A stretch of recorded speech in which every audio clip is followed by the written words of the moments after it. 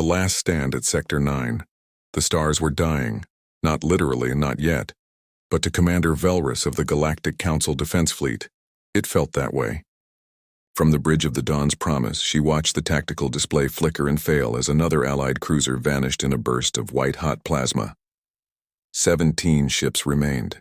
An hour ago, there had been 63. "Commander, the Havern are forming up for another push," her tactical officer reported, mandibles clicking with barely contained panic. He was Kithraki, a species known for their calm under fire. That calm was gone now. Velrus said nothing. What was there to say? The battle was already lost.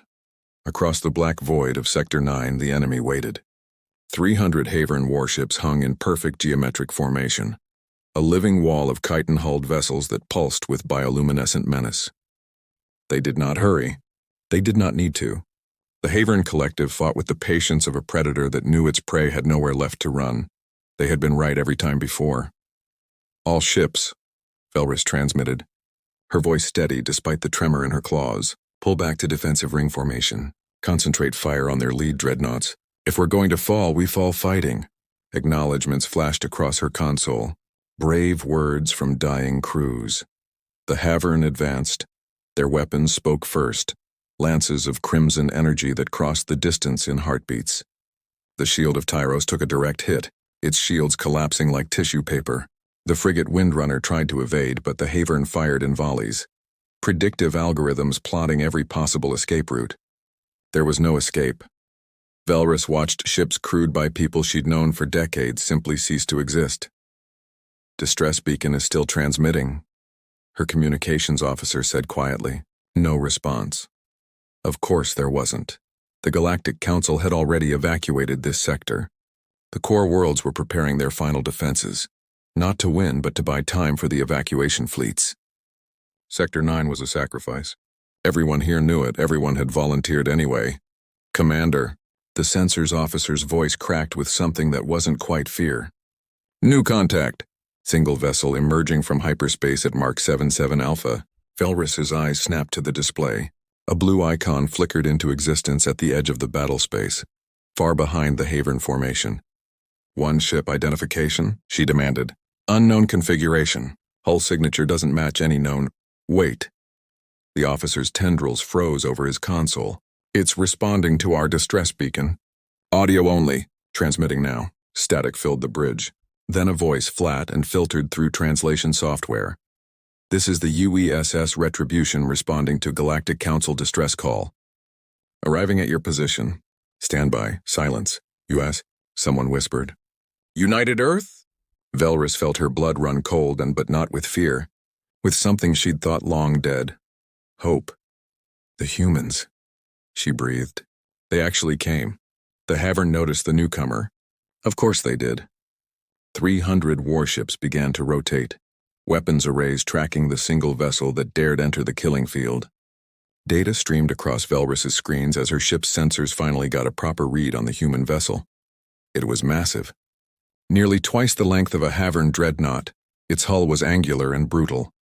No elegant curves, no aesthetic considerations. It looked like what it was, a weapon. Gunmetal gray plating absorbed sensor beams. Enormous engine nacelles glowed with barely contained fury. "They sent one ship," the tactical officer said, despair creeping back into his voice. "One ship against 300. Then the Retribution opened fire. The tungsten slug crossed the distance at 30% light speed. It struck the lead Havern dreadnought before their shields could even register the threat. The kinetic impact was catastrophic. The dreadnought didn't explode.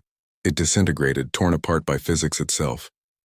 Molten debris sprayed outward, catching 2 neighboring cruisers and crippling them instantly. The Havern fleet recoiled. Velrus's bridge erupted in shocked chatter, but she couldn't look away from the display. The human ship was accelerating, burning straight into the heart of the enemy formation. Its engines left a trail of blue-white fire across the void, beautiful and terrible. The Havern recovered quickly. They were a hive mind. Shock lasted only seconds. 300 ships turned as one and unleashed hell. Energy beams, plasma torpedoes, kinetic missiles. Enough firepower to glass a planet, converged on the single human vessel. The Retribution's shields flared like a newborn star, held. Impossible, someone whispered. The human ship plunged deeper into the formation, point defense systems blazing. Missiles died by the dozen. Energy beams scattered off angular armor designed to deflect rather than absorb.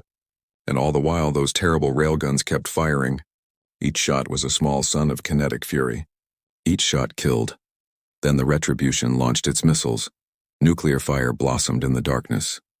Not one warhead, dozens. The void lit up with fusion detonations, each one powerful enough to crack a moon. Haven ships vanished in the expanding spheres of superheated plasma. Velrus realized she was standing. Realized her entire bridge crew was standing, watching in stunned silence as the human dreadnought tore through the enemy formation like a knife through flesh. The voice returned. Still flat, still calm. Council vessels, recommend you clear the engagement zone. This is going to get loud. The Retribution's main guns began to charge. Velrus could see it on sensors. Massive energy buildup, far beyond anything the Council had ever fielded. All ships, she ordered, her voice shaking with something between terror and exhilaration. Full retreat. Get clear, now. As her fleet pulled back, Velrus watched the human ship stand alone against 300 enemies. And she realized something that would echo across every species, every world, every mind that witnessed this day. Humanity had gone quiet after the Council rejected their application for membership. They'd been dismissed as primitive, ignored, forgotten. The galaxy was about to remember why that had been a mistake. The Wrath of Earth, the Havern Collective, did not understand fear. Fear was an individual response, a survival mechanism born from the knowledge that you could die, that your existence could end. The Havern were beyond such things. They were one mind across billions of bodies, one consciousness distributed through flesh and metal and the cold mathematics of war. When 10,000 of their vessels died, the collective felt inconvenience. But now, as the human dreadnought carved through their formation like a scythe through wheat, something new rippled through the hive mind. Not fear, they had no word for it, no concept to frame it. But if they had been capable of such things, they would have called it doubt. The Retribution did not fight like other species. Galactic warfare was elegant, calculated. Fleets maneuvered at range. Shields absorbed damage, and battles were won through superior tactics and firepower over hours or days. There were rules, unspoken perhaps, but understood. War was a chess game played with starships. Humanity had never learned those rules, or perhaps they had, and simply chose to ignore them. The human ship burned straight into the thickest concentration of Havern vessels, engines screaming at full military power. Its railguns fired in a rhythm that sounded almost like a heartbeat. Thum, thum, thum. Each shot traveling so fast that relativistic effects turned the tungsten slugs into packets of barely contained physics. When they hit, matter didn't just break. It failed. A Havern carrier took a direct strike to its launch bays. The slug punched through 6 decks before its kinetic energy finally dissipated, liquefying bulkheads and vaporizing everything in its path. The carrier listed, atmosphere streaming from a wound the size of a city block. The Havern adapted. They always adapted. 50 ships concentrated their fire on a single point of the Retribution's forward shields. Combined firepower that could sterilize a continent hammered the same square meter of defensive field over and over, searching for the breaking point. The shields buckled, wavered, held. Then the Retribution rolled. The maneuver was impossible for a ship that size, or should have been. Dreadnoughts didn't perform evasive maneuvers. They were mobile fortresses, trading agility for armor and firepower. But the human ship twisted like a fighter craft, presenting fresh shield angles while its point defense grid lit up the void. Thousands of small-caliber rounds shredded incoming missiles. Laser clusters burned through torpedo warheads before they could arm. And through it all, the main guns kept charging, aboard the Dawn's Promise. Velrus watched her sensor readouts climb into ranges that shouldn't be possible. Energy spike from the human vessel. Her tactical officer reported, voice tight. It's massive, Commander. Bigger than our entire fleet's power output combined. What kind of weapon? Velrus began. The Retribution fired its main batteries. The beams were blue-white, almost too bright to look at even on filtered displays. They didn't pulse or lance. They were continuous streams of directed energy that connected the human ship to its targets like bridges made of starfire. The Havern dreadnoughts caught in those beams simply melted, armor that could withstand plasma fire, hull plating designed to ablate under energy weapons, and none of it mattered.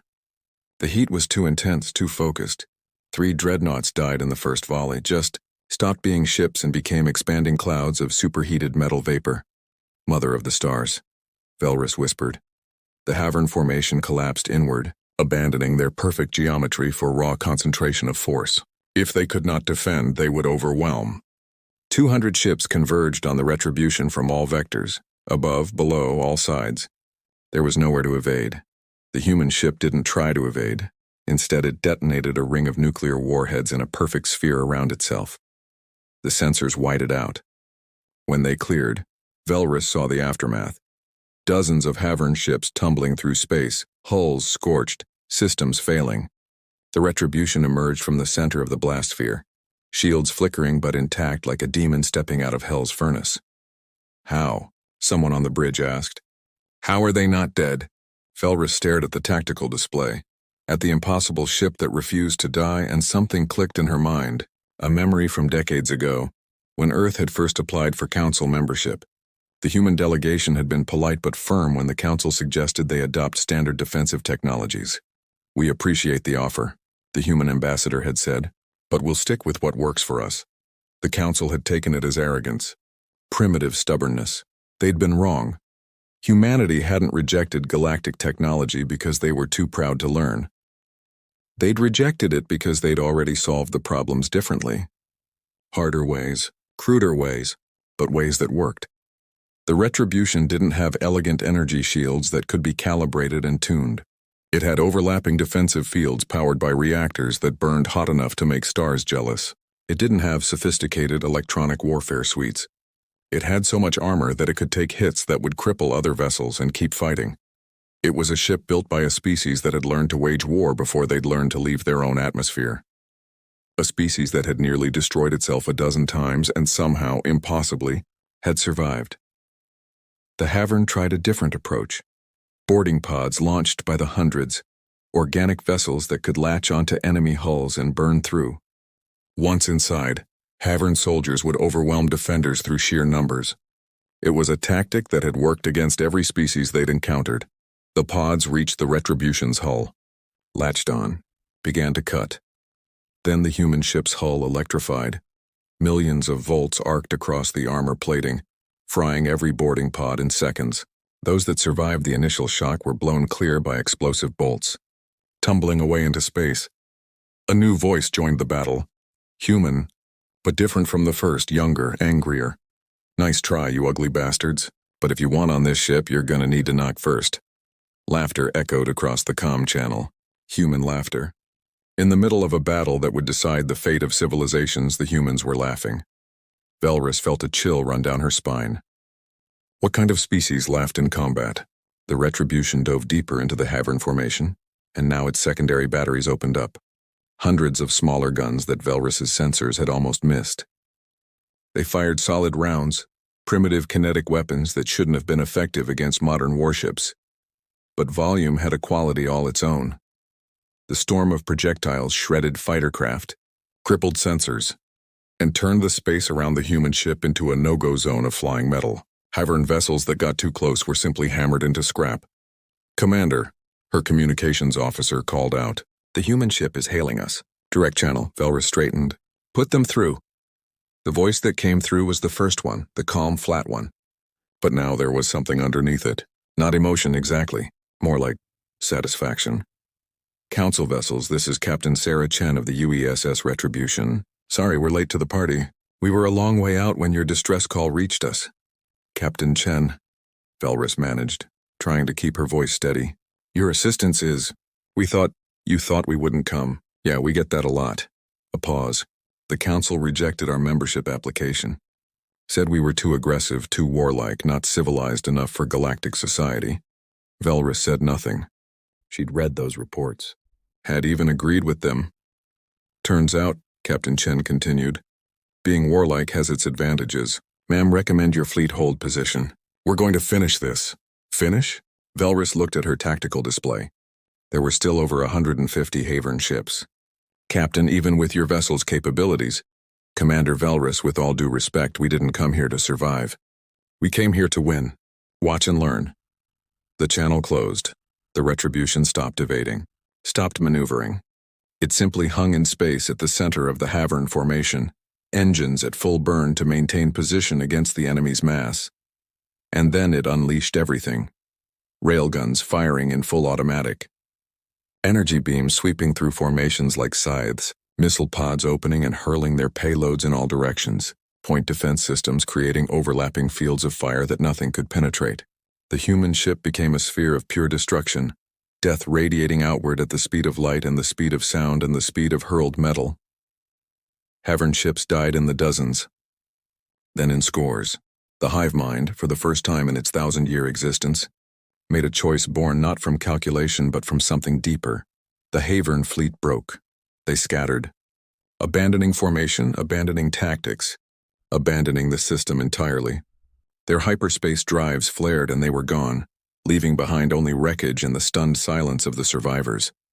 Velrus stared at her displays in disbelief. The Havern didn't retreat. They'd never retreated, not once in 100 conquered systems. Until now. The Retribution hung in the void, battered but unbroken, surrounded by the debris of 300 enemy warships. Its engines dimmed, its weapons powered down, and across every frequency and every language the same message transmitted.